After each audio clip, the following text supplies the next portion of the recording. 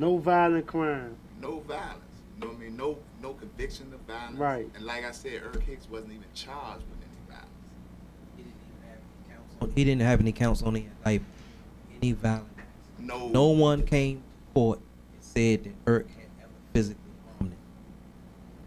And what makes it even more egregious is that what he was talking about, CCE. CCE, actually, continuing criminal enterprise, actually has the elements of saying that you had to have been working for 5 years or having a enterprise for 5 years, and it had to be 5 or more people working under you. So you have to be like a leader, manager role. Right. like a manager, saying, or like the word they love to use, kingpin. Right. So this is what CCE entails. You have to have 5 or more people under you, and it has to be 5 years or more. So the jury found us not guilty on that. As a matter of fact, I wasn't even charged with it. I think just you, Eric and Tone, were charged with CCE. The judge dismissed it on me, saying that they didn't prove it. Okay, so the government proved that element. I mean, I had the chance. They charged that element. The jury found him not guilty. The judge came back and enhanced Eric Hicks and Antone White for leader and organizer, even though they were not convicted of it by the jury. So how many different? They got a lot of enhancement. enhancement. They got enhancement for a 2-point enhancement for a gun. They got a 4-point enhancement for leader and organizer. They got a 2-point enhancement for obstruction of justice. For fleeing the scene. Or I thought Eric got it. Eric got it for fleeing the scene when he ran. Yeah, when he ran the police. Right. What? Yeah, they gave him. Matter of fact, the judge even talked about that. She said that was one of the reasons why she wasn't going to resentence him, because when he fled the scene 27 years ago in 1992, when he got locked up, he ran from the police. So that was one of her reasons why she wasn't going to resentence him. Right. 20 years ain't enough. No, 27. He's been in 27 years. 27. Yeah, I guess. Yeah, He's 20 like years he old. hasn't paid his debt to society. 3 of us are out now. All of us law-abiding citizens. We all have jobs. We have families. You know, it's not going to be any different from them. This makes it even more asinine. She denied my brother Antone White and cited the murder. I was charged with the murder, and I'm home. How does that sound? How does that even make sense? It'll be remiss for me not to point out that she was a bomb appointee. Whoa. Whoa. And the attorney that we had, the federal public defender, she's a Joanna Perales. She's great. She was good. She was in our corner, and she was like, the Judge Howe. She's really fair. She's an Obama appointee, and I feel really good, and we all felt really good until we read her opinion. That caught us all by surprise. Yeah, you know, I mean, Even our lawyer. yeah, I mean, we were like flabbergasted. All of the cards during the course of the trial was stacked against all of us. They pulled all kinds of tricks. I mean, we ranged from teenager to young adult, right? The oldest was 21. That's me. And it's the sadness of what we were going through and what we were experiencing. They did things like when it came time to release the names of the people that they were going to bring in as witnesses. They had babies on.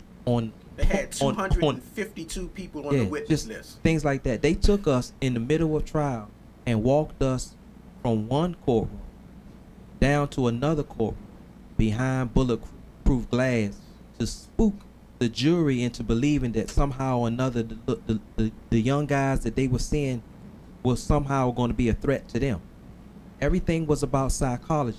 And when all was said and done, they still didn't believe that the violent acts that they were really trying to push took place. And that was one of the things that we believe the judge at that time, who was Judge Harold Green, I believe the chief judge, was the chief judge, meaning that he was at the top in DC's district court. His anger, and because they believed that it was going to be a slam dunk, and it wasn't. So he came back and decided that this is what he was going to do. And for a while, I remember when Ronald would go back, he would file things. Judges wouldn't want to, what they call, tarnish his legacy because he had passed on. So they didn't want to tarnish his legacy by overturning what they had, what Harold Green had done. Even though they would say off the record, yeah, what he did wasn't right. That was Harold Green. No, it was on record. Oh, well, that one was on record. Yeah, and it was terrible. It was on my. Yeah. So my thing is this, right? They give y'all these big number of counts on the indictment. How many was it? 28 count indictment. 29. Well, it was high, but it wound up. They revised it because the evidence didn't support They it. superseded.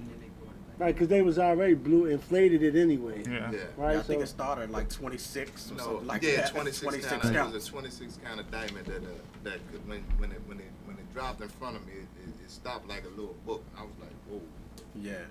this is serious. man, and how many y'all was convicted for? Out of the 28.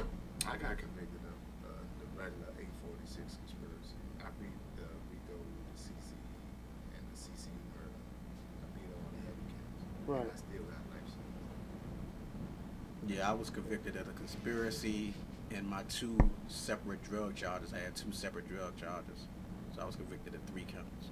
What it looked like was they was mad at some young men Mm-hmm. Absolutely. who had it all, wasn't in there on no games, and they weren't gonna let y'all squeeze out, cause what y'all say, they ain't want to mess up nobody's reputation. Mm-hmm. Yeah, their legacy or whatever, but But look how many lives and legacy they messed up trying to protect Yeah. one legacy. Cause what's Yeah. their conviction percentage over there? no. 98, 98, They 97, battled. 98, yeah, something But like I that. mean, this is just we telling our story just to bring awareness to what's happening to so many. We not unique, we not special. We just have a case that I think illuminates a lot of the points the talking points that can be started to bring some serious change and some serious awareness to this problem that we all face in this society, in this country, at large, because we just a few of many. And like I said, it's personal with us because our brothers still there. And they need to be out here. They did enough time. That's the truth, man. So what's the steps we taking now? Like, let's break it down to them. Like, we want to break down the whole thing. We need the people to do. What do we need the people to do? Well, they need to check this bill out. They need to be banging their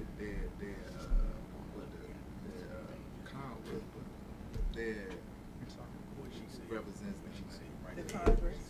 their constituents, they Yeah. whatever, whoever, Mhm. they need to breast themselves with the law, and Mhm. especially this bill that they're introducing, Yeah. that addresses some of the things and the majority of the things that we was discussing today, and just get aware of what's going on and this injustice that is Mhm. going on. Do the Sixth Amendment have anything to do with this? Well, I think it's the Yeah. fourth Yeah. violation of due Due process. process. Every human being, every citizen has the right to due process in the United States of America, and that's to, be indicted for a crime, charged with it by the government, indicted for it, and convicted of or found not guilty or guilty of it by a jury of your peers. You're presumed with the presumption With of the innocence. presumption of innocence, of course. And But we accept know tax nowadays, it's the reverse now. Yes, You are it's been presumed that. guilty It's like But- tax court. until you Yeah. prove yourself See, in innocent. tax court, Yeah. you go in guilty and you got to prove yourself Right. innocent.